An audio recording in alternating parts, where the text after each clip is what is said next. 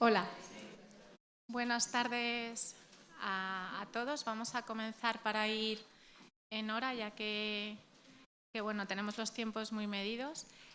Bueno, yo me presento, yo soy Silvia Gómez, soy médico de digestivo. Estoy encantada de estar aquí porque yo creo que tenía que haber un taller como protagonista el eje intestino-cerebro, ¿no? Que ahora está tan de moda y que, bueno, que desde hace mucho todos sabemos, ¿no?, la importancia que tiene esto del cerebro en el intestino, ¿no? Que quien no ha hecho una entrevista, un examen y te duele la tripa y tienes que ir al baño, ¿no? Yo, en concreto, en mi patología, en los trastornos que yo manejo, es verdad que cada vez más le damos mayor importancia a este eje, ¿no?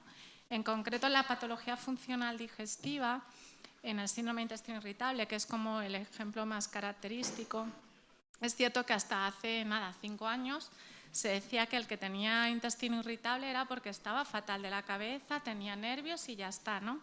Y ahora está cambiando mucho esto. En las guías de gastro, en el colon irritable, lo que se está viendo es un poco todo lo contrario, ¿no? La importancia de esa disbiosis, esa permeabilidad en el intestino y esa alteración metabólica que vía nervio vago afecta al sistema nervioso central, ¿no? Y qué importante es dar ese tratamiento a estos pacientes. Fuera de la patología digestiva, que no es el caso de este taller, pero un poco sí quería hacer este comentario, vamos a hablar del eje intestino-cerebro más desde el punto de vista de otras alteraciones, más desde el neurodesarrollo, alteraciones cognitivas, emocionales. Entonces, bueno, yo me estoy encantada porque tengo unos compañeros de excepción, ¿no? Vamos a empezar con Mónica de la Fuente, que la conocéis, yo creo que casi todos. Ella es catedrática de Fisiología en la Complutense y ella es la que va a iniciar un poco el taller desde el punto de vista básico. Cuando digo básico no es que sea sencillo, pero nos va a dar las nociones más importantes que creo que son necesarias para que todos entendamos esta relación, ¿no?, bidireccional de eje intestino-cerebro. En segundo lugar, aquí a mi derecha, el doctor Manuel Martín Carrasco, que es psiquiatra, que nos va a hablar un poquito más del concepto de psicobiótico y va a hacer especial hincapié en la evidencia científica del eje intestino-cerebro en afectación emocional, las cepas que han demostrado alguna eficacia, y nos va a hacer una buena puesta al día. Y por último, el doctor Guillermo Álvarez Calatayud, de gastro, también compartimos eso, pediátrico en el Hospital Gregorio Marañón. Él se va a enfocar más en los trastornos del espectro autista y, bueno, también un poco la puesta al día de qué tiene que decir aquí el intestino, la microbiota en estos trastornos y si tenemos alguna arma terapéutica para poder ayudar a estos niños. Bueno, no me enrollo más y doy paso a Mónica. Vamos a esperar que con la charla no demos paso a ese bien nacional que es la siesta después de comer y que por lo menos lo intentemos pasar lo mejor posible en esto. Bueno, como ya ha dicho Silvia, voy a empezar un poco con los conceptos básicos de lo que es el eje microbiota intestino-cerebro. Entonces, lo que es importante es tener en cuenta que este eje nos va a permitir algo tan importante como entender el papel de la microbiota en la salud o en la enfermedad. Entonces, el primer punto que vamos a recordar, que ya sé que todos lo sabéis, pero vamos a recordar es, bueno, vale, si tiene ese papel en la salud y la enfermedad, ¿cómo podemos nosotros mantener el estado de salud? Y ya sabéis que para tener salud, lo que tenemos que tener adecuadamente es ese equilibrio que llamamos homeostasis, en donde el organismo sabe responder a todos los cambios internos y externos que tenemos. Y para mantener esa homeostasis, que es la base de la salud, tenemos que tener unos buenos sistemas fisiológicos homeostáticos, como son el sistema nervioso, el endocrino, el inmunitario. Y además, estos sistemas, además de funcionar bien, tienen que comunicarse bien. De hecho, esa comunicación entre los sistemas es lo que constituye un área científica que se denomina psiconeuroinmunoendocrinología. A mí me sale rápido porque ya estoy acostumbrada, pero entiendo que es difícil. Entonces, A esta ciencia que estudia esa conexión se le ha denominado precisamente la ciencia de la salud, porque es la que nos explica precisamente por qué podemos mantener la salud. De hecho, estos tres sistemas se pasan toda nuestra vida comunicándose con los mediadores que cada uno de ellos produce, los neurotransmisores, las hormonas, las citoquinas, que llegan a las células de los otros sistemas, y tanto a nivel de circuitos cortos, es decir, por ejemplo aquí en el sistema nervioso central, como de circuitos largos a lo largo de todo el organismo, van a comunicar lo que cada uno de ellos recibe. Es decir, como veis aquí en este esquema, sabemos que nuestro cerebro recibe todo tipo de estímulos de tipo psicológico, emocional, etcétera, y evidentemente va a integrar toda esa información en ese cerebro, pero a su vez va a establecer ya conexiones en el cerebro con el sistema endocrino y con el sistema inmunitario, en estos circuitos cortos. Y la respuesta que vamos a tener es una conducta determinada. Evidentemente, estos mediadores que se generan aquí en respuesta a un estímulo de tipo psicológico o emocional van a llegar a nivel general del organismo y van a contactar con las células inmunitarias que tenemos a nivel sistémico y le van a informar de que tenemos una situación emocional determinada, que si no, ¿cómo se iban a enterar nuestros leucocitos que tenemos un disgusto, que tenemos un estrés, etcétera? También aquí, a nivel sistémico, en cada uno de nuestros órganos se establecen circuitos cortos de comunicación entre los sistemas. Y como veis, también cuando nuestro sistema inmunitario se entera, recibe un estímulo antigénico, una bacteria, un microorganismo que ha entrado, y responde en una respuesta inmunitaria, sus mediadores van a informar al cerebro de que tenemos una infección, que si no, ¿cómo se iba a enterar el cerebro de que tenemos tal infección? Y como veis, por el camino de esa comunicación salen flechas que dicen metabolismo, es decir, que en esa comunicación vamos a modificar el metabolismo general de todo nuestro organismo. De hecho, esto, que en la práctica diaria todos somos conscientes que cada vez que tenemos un disgusto, en ese momento, qué casualidad, tenemos la gripe, el catarro, se nos desarrolla más un cáncer. Y eso decía, ¿por qué? Bueno, pues porque evidentemente existe esta comunicación. Y esto para lo bueno y para lo malo. También cuando somos felices y estamos contentos, tenemos un sistema inmunitario que nos va a defender mucho mejor de cualquier infección, de cualquier cáncer. Y fijaros, siempre las comunicaciones en estas cosas son bidireccionales. Este esquema que salió en un Science en el 2007 a mí me gusta mucho porque incide en el hecho de que según cómo tengamos nuestro sistema inmunitario, esté bien o mal regulado, vamos a poder modificar nuestro cerebro. De hecho, el dogma típico es que cuando un individuo tiene una situación de estrés, evidentemente eso te puede cambiar la neuroquímica cerebral y puedes generar un estado de depresión. Pero aquí lo que se sugiere es otro hecho que se da frecuentemente, y es que cuando nuestro sistema inmunitario está respondiendo a una infección, si no lo hace bien y no está bien regulado, esas citoquinas que genera llegan al cerebro, cambian la neuroquímica y tienes una depresión. Por lo tanto, muchos estados de ánimo, depresión, estados psicóticos pueden venir de un sistema inmunitario que no está bien regulado. Bueno, entonces, sabemos que tener esa buena comunicación entre los sistemas homeostáticos es la base de la salud, de la calidad de vida, de llegar a una longevidad saludable. ¿Y esto cómo lo conseguimos? Pues evidentemente cada uno con los genes que tiene, pero la buena noticia o mala, dependiendo, es que los genes inciden en un 25% en este estado de salud. Lo que más incide en ello es el estilo de vida, el ambiente o el estilo de vida, que incide más o menos con un 75%. Y curiosamente, estos genes y estilo de vida, como inciden en la conformación de estos sistemas homeostáticos y de consigamos salud o no, lo van a hacer desde el principio de nuestra existencia, es decir, ya desde la vida fetal van a ir conformando el efecto de genes y de estilo. Bueno, el feto no tiene estilo de vida, hablamos de ambiente. ¿De acuerdo? El estilo de vida lo tiene la madre, pero el ambiente es el que le llega al feto. Luego, cuando uno nace y eres pequeñito, pues tampoco el estilo de vida, el ambiente que tienes, va conformando todos tus sistemas homeostáticos y, desde luego, cuando más podemos echar mano de ese estilo de vida es en ese largo proceso de envejecimiento que, como ya sabéis, empieza a los 20 años y termina pues, a esos 100 años que podemos llegar todos a vivir. Entonces, evidentemente, si esto lo hacemos bien, podemos llegar a esos 100 años estupendamente y si no, pues falla la homeostasis, tenemos una enfermedad y morimos. Bueno, pues en este contexto, hoy se sabe que tenemos que colocar a la microbiota. Es decir, la microbiota está en continuo contacto, y recordar, bidireccional, con los sistemas homeostáticos. Por lo tanto, va a estar ahí incidiendo en la salud o no. De todas las funciones que ya sabéis tiene nuestra microbiota, y me estoy centrando en la intestinal, nos vamos a ahora focalizar en estas dos. Es decir, cómo se ha visto en los últimos años que puede interaccionar con el sistema inmunológico y con el sistema nervioso para condicionar, como hemos dicho, nuestra salud. Bien, nos vamos a centrar en estas dos. ¿Cómo se relaciona esta microbiota que tenemos ahí en el intestino con ese sistema inmunitario que, como ya sabéis, en las mucosas intestinales tenemos un sistema inmunitario que es el más potente y complejo de todos los sitios en donde tenemos este sistema defensivo?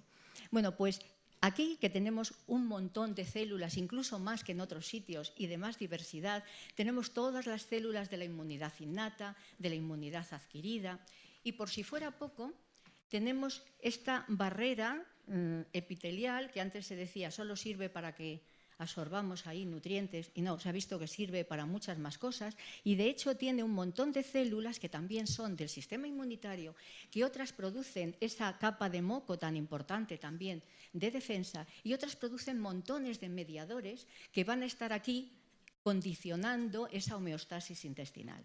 Pues bien, todo lo que pase ahí en la luz intestinal, esa microbiota que tenemos ahí, va a poder interaccionar con esta inmunidad, con este sistema inmunitario, a través de muchas vías.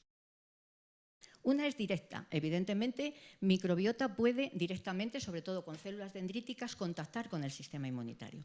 Pero lo más frecuente es que sea indirecta, es decir, que sean mediadores que generan esta microbiota las que van a poder contactar con las células inmunitarias. Y ese contacto va a poder ser directo o indirecto a través de activaciones que generan en esas células epiteliales. Es decir, las posibilidades de comunicación son extraordinarias a través de, como os he dicho, metabolitos que produce la microbiota, sistemas de microvesículas que pueden llegar bastante lejos y que genera también esos microorganismos, mediadores de tipo nervioso, endocrino, etcétera, que pueden producir ellas mismas y que pueden generar en estas células del epitelio. Es decir, que la comunicación es absolutamente extraordinaria.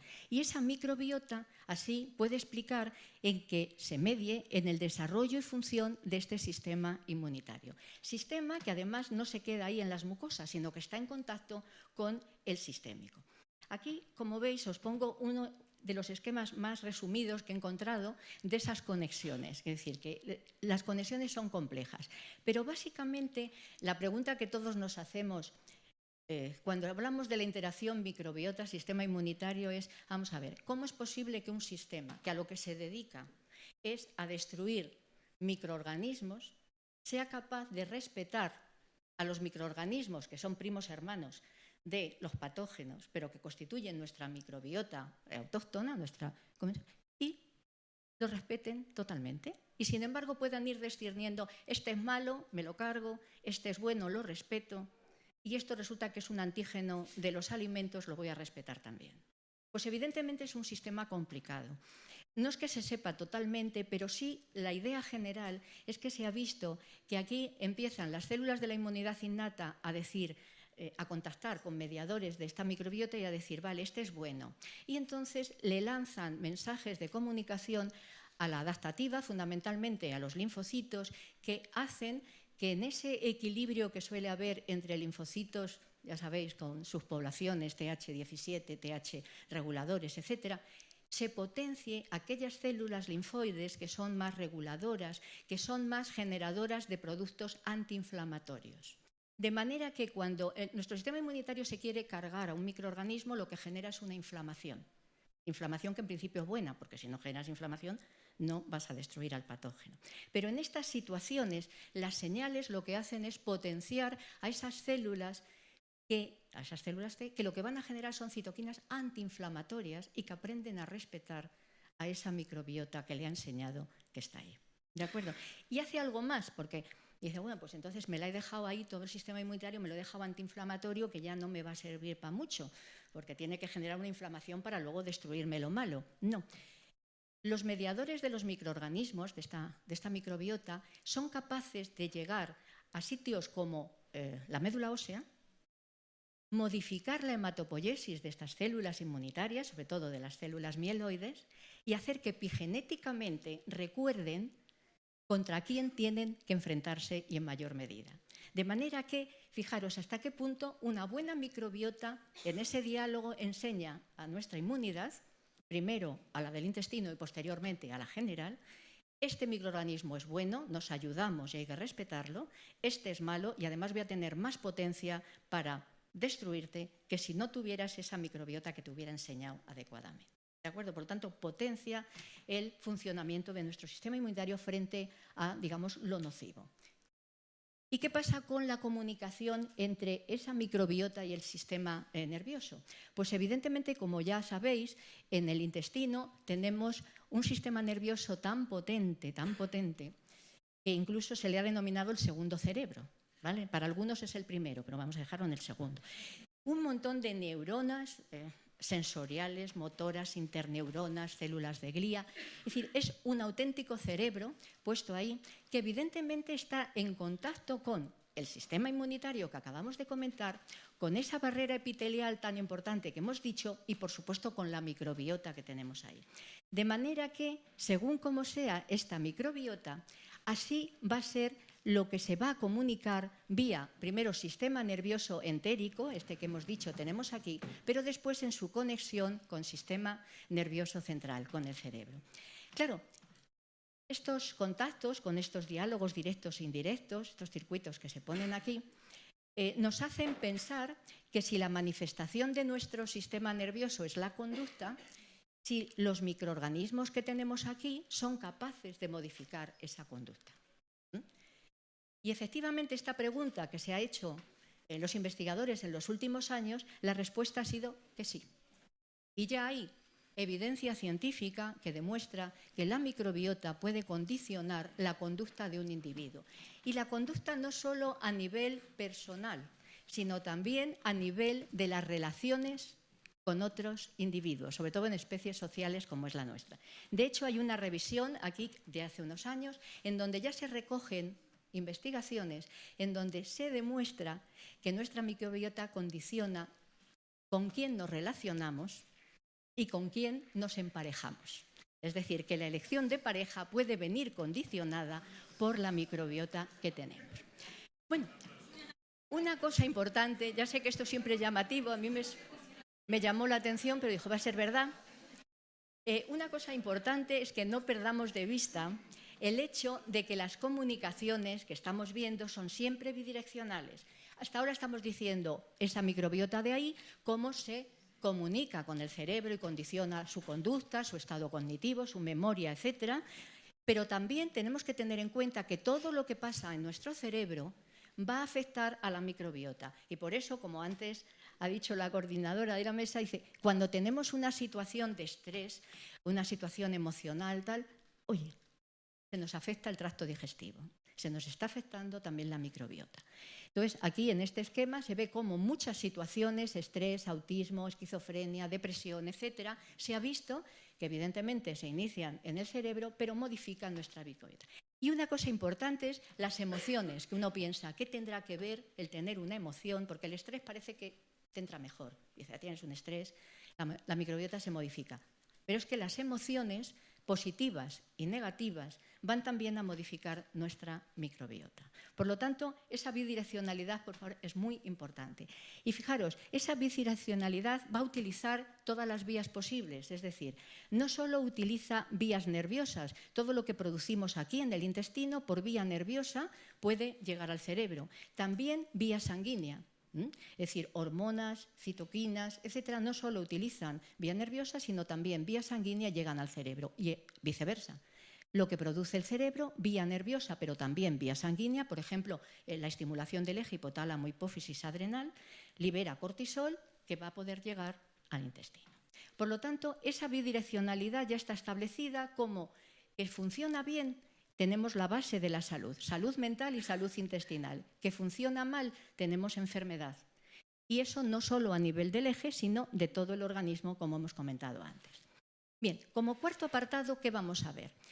¿Qué cosas pueden modificar esa microbiota que hemos dicho se está relacionando con el cerebro? Pues mirar, hay muchísimos factores que intervienen.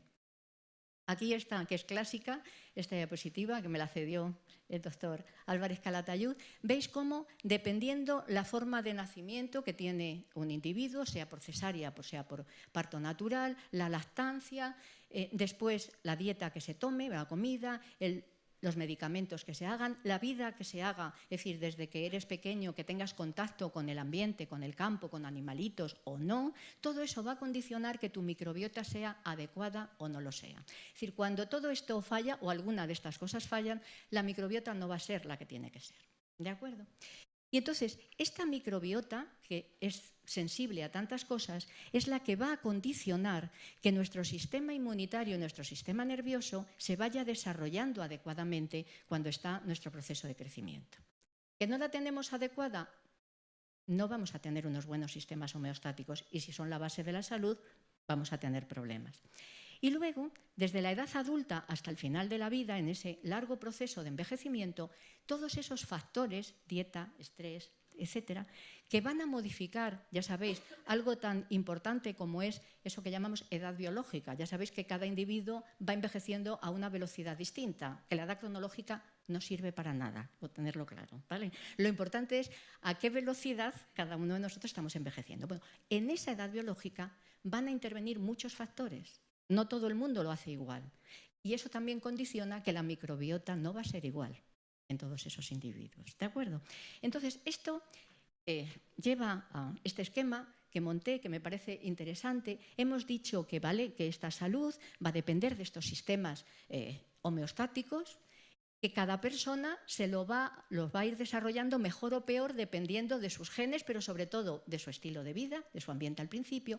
Por lo tanto, cada individuo va a tener lo que yo he denominado, creo que es un término bonito, una psiconeuroinmunobiografía. ¿Vale? Cada uno tiene su biografía de sus sistemas homeostáticos. Pero también con todo esto que hemos estado comentando de afecta a la microbiota, cada uno va a tener su microbiota biografía. Por lo tanto, no hay dos individuos iguales, porque entre unas cosas y otras cada uno va a tener su historia, ¿de acuerdo? A un sistema a otro. Si evidentemente esto está muy bien hecho, oye, qué bien, longevidad saludable a los 100 años como una rosa. Pero que no, si tenemos alteraciones de estos sistemas en donde tenemos que meter esa disbiosis, pues vamos a tener patologías y la muerte. Evidentemente, el resumen de esto que he dicho hasta ahora, como veis, esa comunicación adecuada entre microbiota y sistemas homeostáticos, salud. ¿Que no es adecuada la comunicación? Enfermedad. Esto lo recogimos en uno de los capítulos del libro que supongo que conocéis, que generó la sociedad y que ahora, ¿verdad, señor presidente? Vamos a hacer la segunda edición. Y entonces, fijaros hasta qué punto esto es así, que ya en publicaciones científicas así recientes hablan de los microbios, la inmunidad, la conducta, la psiconeuroinmunología. Como veis, son ya conceptos que se van como aceptando, ya no son esotéricos como al principio. Bien, entonces, como hemos dicho, una buena microbiota, salud, pero una alteración de esa microbiota, esa disbiosis, por esa en muchos casos esa barrera epitelial deteriorada, etcétera, nos va a estar en la base de muchísimas patologías. En esta publicación del 2017, los autores hablaron de 105 patologías, ¿vale?, que tienen demostrado como base que hay una disbiosis. Y siempre tenemos la inflamación como puesto ahí de base de todo ello. Entonces, claro, si nosotros en esas enfermedades que podemos tener, que es el quinto punto que voy a tratar, podemos clasificarlas, no voy a poner 105 cada una aparte, sino que estas 105 o más enfermedades las podemos clasificar como en tres grandes grupos. En una, en donde es justamente el sistema inmunitario el que se ve más afectado, por decirlo así, en su relación además con la microbiota. En otro, el sistema nervioso. Y en otras es más bien el endocrino y su connotación metabólica. Pues dentro del sistema inmunitario tenemos desde el cáncer, alergias, enfermedades autoinmunes. En todas ellas se ha demostrado que hay una alteración de la microbiota, ¿de acuerdo? Y un sistema inmunitario que no está bien. En el sistema nervioso, depresión, ansiedad, Alzheimer, Parkinson, autismo, desorden bipolar, esquizofrenia, epilepsia, etcétera, etcétera. Y, por supuesto, en este tercer grupo, diabetes, obesidad, anorexia, etcétera. De todos esos tres grupos, los peor estudiados, o el peor estudiado, es precisamente el que implica a las enfermedades que suponen una alteración neurológica. En esta revisión que hicieron los irlandeses, estos famosos, me hizo gracia porque hacen todo un símil con lo de la guerra a las galaxias, ¿no? O sea, lo de la fuerza, ¿no? La fuerza esté contigo, tal, tal. Entonces, ahí se dice muy claramente que hay mucho por estudiar precisamente en este campo, que es un campo que hoy día, esta comunicación microbiota-cerebro, el nuevo paradigma de las neurociencias. O sea, realmente en todos los esquemas que veis con ese eje, veis como toda una serie de alteraciones neurológicas están relacionadas con ella, con la microbiota. Que está bien, estupendo, que no está bien, pues enfermedad. Entonces, cuando llegamos aquí, a mí me surge una duda, y es lo de siempre, ¿qué es antes, el huevo o la gallina? Es decir, ¿tenemos una disbiosis y eso supone la patología? ¿O tenemos la patología y eso nos hace tener disbiosis? Pues yo no lo tengo claro, pero aquí tenía dos ejemplitos que apuntan a que la microbiota tiene mucho que decir. Pero además esta mañana, oyendo una de las comunicaciones, pues en un modelo de rata, pues la que presentó dijo, es que nosotros hemos visto que se altera primero la microbiota y luego se ven, estoy viendo ahí creo la ponente, y luego se ven las alteraciones a nivel cardiovascular, ¿vale? Y dije, vaya, o sea, ya en un animal de experimentación primero se ve la cosa de la microbiota y luego se ve el desarrollo de la enfermedad. Por ejemplo, en este experimento, animales, ya me tengo que callar. Bueno, pues nada, animales libres de gérmenes que tienen el intestino en principio normal. Cuando le pones microbiota de un sano, sigue normal, pero cuando le pones microbiota de un enfermo de Crohn, todo su intestino con inflamación, como el enfermo de Crohn. Y aquí otro experimento muy bonito en donde es un modelo de ratones que tienen Parkinson, con toda la sintomatología del Parkinson. Le quitas la microbiota y se le quitan los síntomas. Le pones microbiota de una persona con Parkinson y le vuelven a aparecer los síntomas. ¿Vale? Yo lo dejo ahí porque es así. Vale, entonces, ya dos palabras para introducir lo que luego vamos a ver. Si tan importante es la microbiota, oye, pues los probióticos tendrán algo que hacer en ese papel, ¿no? Bien, los probióticos ya sabéis la definición y aquí simplemente os pongo el símil. Ya sabéis que antes la microbiota se llamaba flora. Pues entonces, como si nuestro intestino fuera un campo lleno de flores, ¿vale? Y cada vez que tenemos un estrés, una mala dieta, etcétera, etcétera, tomamos antibióticos, se nos queda arrasado. Entonces, lo podemos dejar que se repueble normalmente y lo vamos a conseguir, pero un poco, en fin. Es mejor que le pongamos unas semillas que nos salga un césped bonito. Y eso es un poco el papel que podrían hacer los probióticos. Que no solo hacen eso. Esta mañana oí que había muchas publicaciones que decían no sirven para repoblar la microbiota. Sí que sirven. Se ha visto que hay cambios y además, aunque no veas en número y fenotipo, sí que en función cambian la microbiota. Es decir, que sí que tiene efecto. También para síntomas de enfermedades y también, que para mí es lo más importante, para mejorar el estado de salud. No hace falta estar enfermo para tomar probióticos. ¿Y por qué? Pues porque los probióticos pueden ser una de las estrategias que podemos hacer dentro de la nutrición, por ejemplo, para poder mejorar los sistemas homeostáticos. Aquí os pongo al día y el tema de psicobióticos, que Manolo nos va a hablar igual. Y fijaros, como resulta que mejoran la salud, y esto voy a decir deprisa, pues se ha visto que dice, si mejoran la salud, oye, lo mismo ayudan a vivir más. Claro, eso solo se ha visto en gusanitos y en ratones. Pero es verdad que probióticos han ayudado a que vivan más. En esto de mantener la salud. ¿Y por qué viven más? Pues una razón muy sencilla. Ya sabéis que el que nos muramos y tengamos ciertas enfermedades, es decir, esa aceleración del envejecimiento, se debe a que tenemos oxidación e inflamación. ¿Vale? De hecho, en este modelo, esta teoría que emitimos nuestro grupo hace unos años, decimos, por eso envejecemos y por eso tenemos enfermedades. Hay una oxidación, un estrés oxidativo inflamatorio que nos afecta a todas las células, pero sobre todo a los de los sistemas homeostáticos. Y el sistema inmunitario, como el pobrecillo mío tiene que generar oxidantes e inflamación para trabajar, muchas veces se descuida y es justo el responsable de que en determinadas personas se acelere o no el envejecimiento. Bueno, pues todo aquello que consiga controlar esto, como es los antioxidantes que controlen, van a servir para mejorar y vivir más y mejor. Y eso es lo que hacen muchos probióticos, que se han visto que son antioxidantes y antiinflamatorios. En esta publicación, donde se ve que en el C. elegans se alarga la vida, se ve que el papel del probiótico, los probióticos que usan, es controlando el estrés oxidativo. Por lo tanto, ahí tenemos la dieta, los probióticos como importante papel. Y esta ya es la última. Para terminar, lo que os quería comentar, que estamos en un campo científico novedoso, pero de enorme interés y de enorme proyección, porque podemos jugar con los probióticos, los psicobióticos, que son los que afectan a la salud mental, los prebióticos, y yo creo que esta es una labor en donde tanto los científicos como la industria, como los reguladores, como los consumidores, tenemos que aunarnos para poder aportar ideas, porque daros cuenta que nos queda muchísimo por hacer, pero merece la pena investigar mucho más y mejor, porque está en nuestra mano el conseguir una mejor salud y mejor longevidad. Vale, pues muchas gracias.